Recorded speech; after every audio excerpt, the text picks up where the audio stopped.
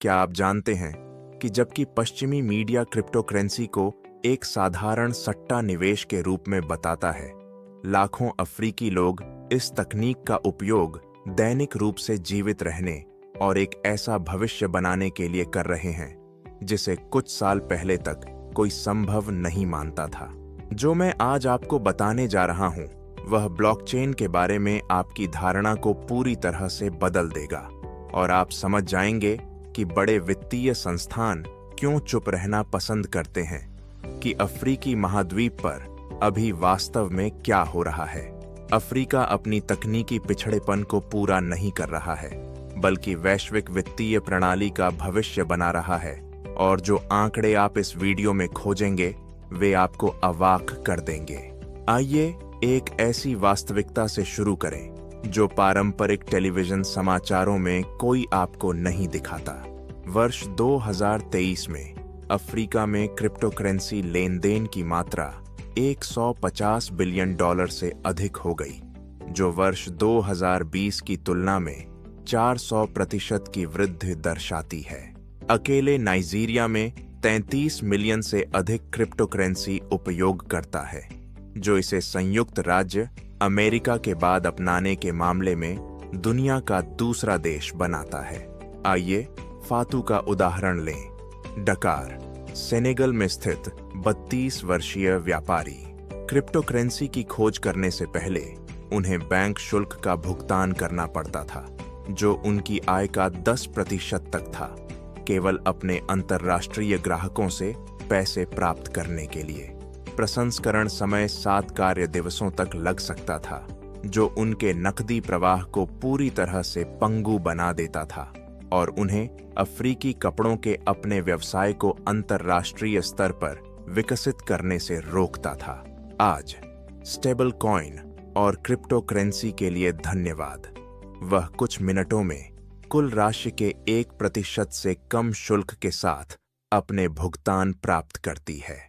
लेकिन आगे बढ़ने से पहले मुझे आपकी मदद की जरूरत है ताकि मैं आपको इस प्रकार की विशेष सामग्री प्रदान करना जारी रख सकूं, जो आपको कहीं और नहीं मिलेगी।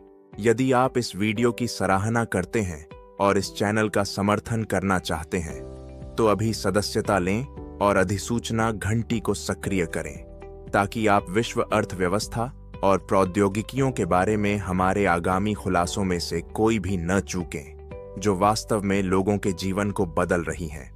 प्रत्येक सदस्यता हमें शोध जारी रखने और इन अविश्वसनीय कहानियों को प्रकट करने की शक्ति और प्रेरणा देती है, जिन्हें मुख्य धारा के मीडिया पूरी तरह से नजरअंदाज करते हैं। अब आइए इस असाधारण घटना पर वापस आएं, जो अफ्रीका में हो रही है और जिसके बारे में वास्तव में कोई बात नहीं करता। बढ़ती मुद्रास्फीति का मुद्दा करोड़ों अफ्रीकियों के लिए एक दैनिक दुःस्वप्न है।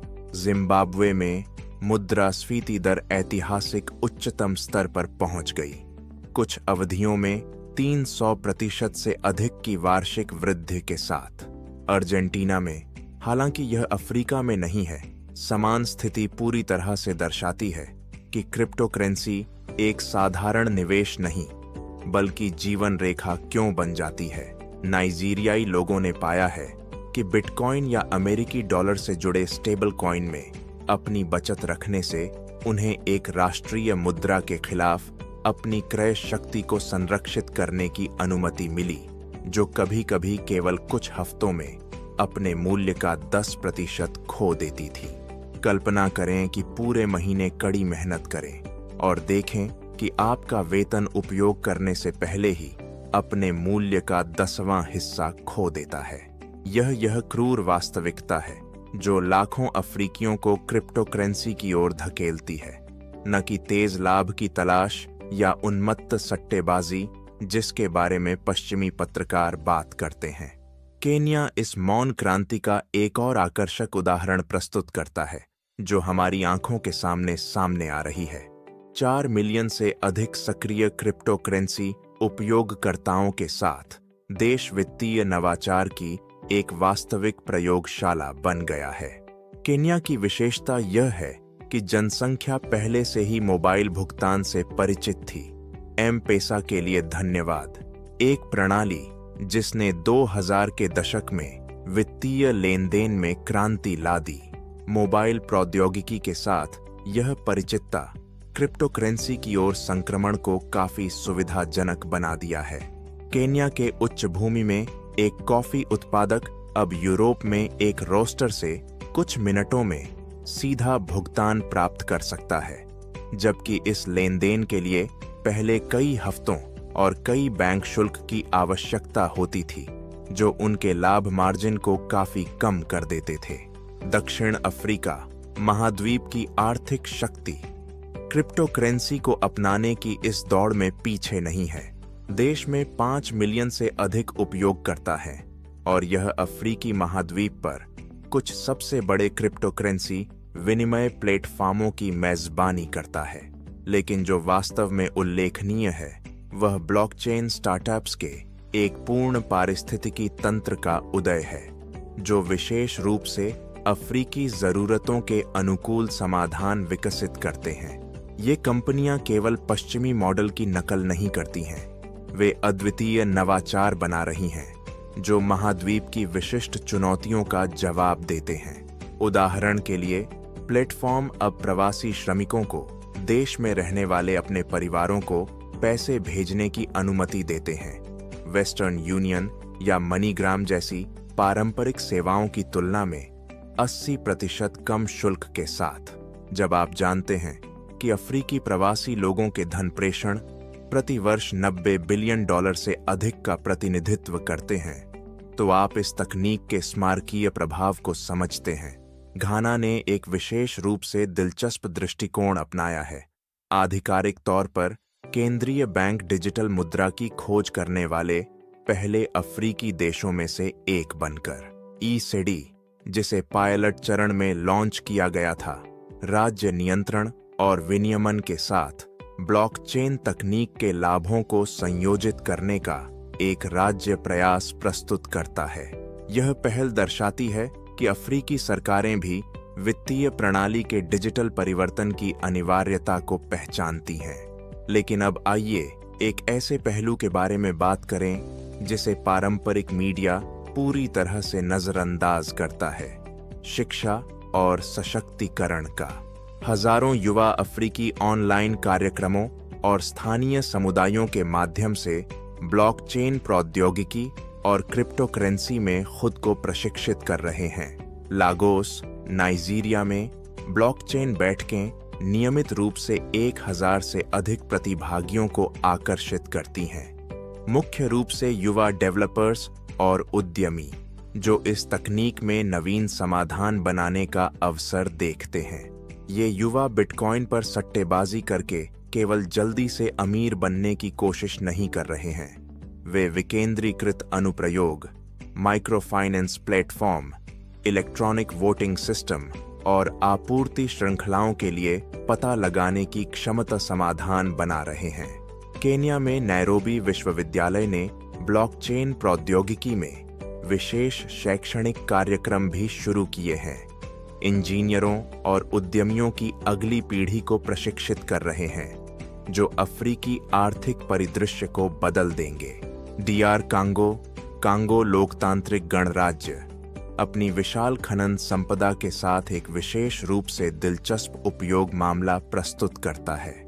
देश के पास दुनिया के कोबाल्ट भंडार का 70% से अधिक है, जो इलेक्ट्रिक वाहन बैटरी के लिए एक आवश्यक खनिज है। ब्लॉकचेन परियोजनाएं अब इन खनिजों की नैतिक पता लगाने की क्षमता सुनिश्चित करने और अंतर्राष्ट्रीय खरीदारों को यह सत्यापित करने की अनुमति देने के लिए उभर रही हैं कि कोबाल्ट बच्चों द्वारा या अमानवीय परिस्थितियों में नहीं निकाला गया था।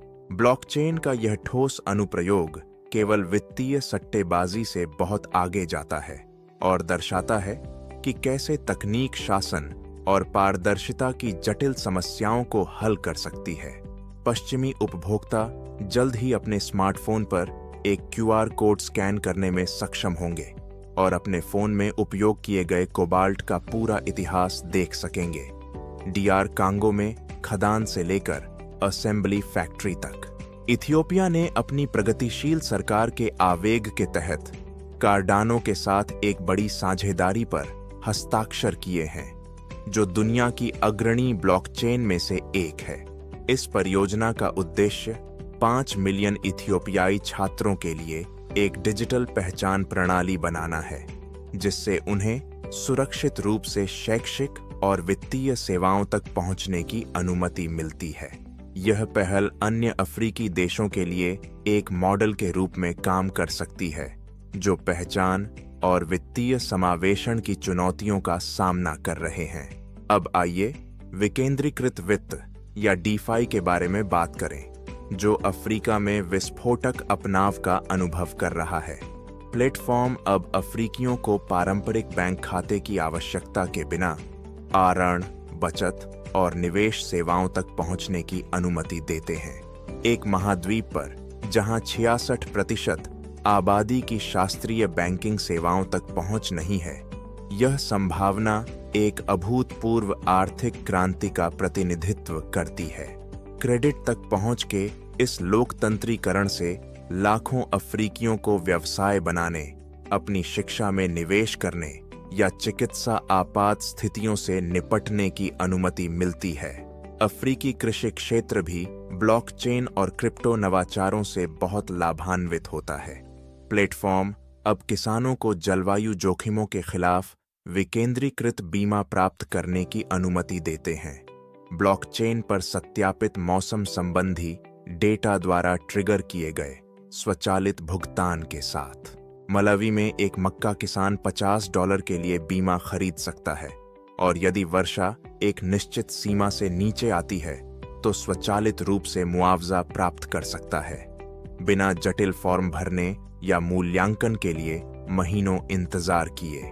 कल्पना करें कि तंजानिया के कॉफी बागान में निवेश करने में सक्षम होना, डिजिटल टोकन खरीदकर जो आपको लाभ के एक हिस्से का अधिकार देते हैं, सब कुछ पूरी तरह से पारदर्शी और ब्लॉकचेन पर सत्यापन योग्य तरीके से। निवेश के ये नए मॉडल प्रवासी अफ्रीकियों को अपने मूल देश के आर्थिक विकास का समर्थन करने की अनुमति देते हैं, जबकि आकर्षक रिटर्न प्राप्त करते हैं। बोत्सवाना, जो अपने हीरा उद्योग के लिए जाना जाता है, यह पता लगा रहा है कि ब्लॉकचेन रत्नों के व्यापार को कैसे बदल सकता है। प्रत्येक हीरे के निष्कर्षण से लेकर अंतिम बिक्री तक एक अपरिवर्तनीय डिजिटल रजिस्टर बनाकर देश प्रभावी ढंग से रक्त हीरों के व्यापार से लड़ता है और पत्थरों की प्रामाणिकता की गारंटी देता है। अफ्रीका में क्रिप्टोकरेंसी के साथ जो हो रहा है, वह कोई अस्थायी फैशन या सट्टा बुलबुला नहीं है, जैसा कि कुछ पश्चिमी मीडिया आपको विश्वास दिलाना चाहता है। यह आर्थिक प्रणाली का एक गहरा और स्थायी परिवर्तन है, जो वास्तविक और तत्काल जरूरतों का जवाब देता है, जिन्हें पारंपरिक वित्तीय संस्थान दशकों से पूरा नहीं कर सके। जबकि पश्चिमी केंद्रीय बैंक अभी भी ब्लॉकचेन के फायदे और नुकसान पर बहस कर रहे हैं, अफ्रीका प्रभावशाली गति से प्रयोग और नवाचार कर रहा है। चुनौतियां निश्चित रूप से कई बनी हुई हैं।